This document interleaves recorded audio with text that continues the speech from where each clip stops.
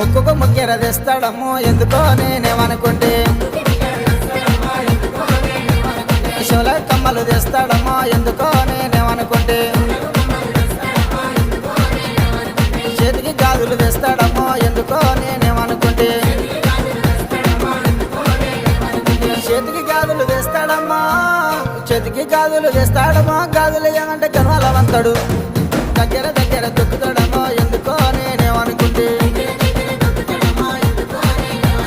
కాలు నక్కాలేస్తాడమ్మో ఎందుకో నేనేమనుకుంటే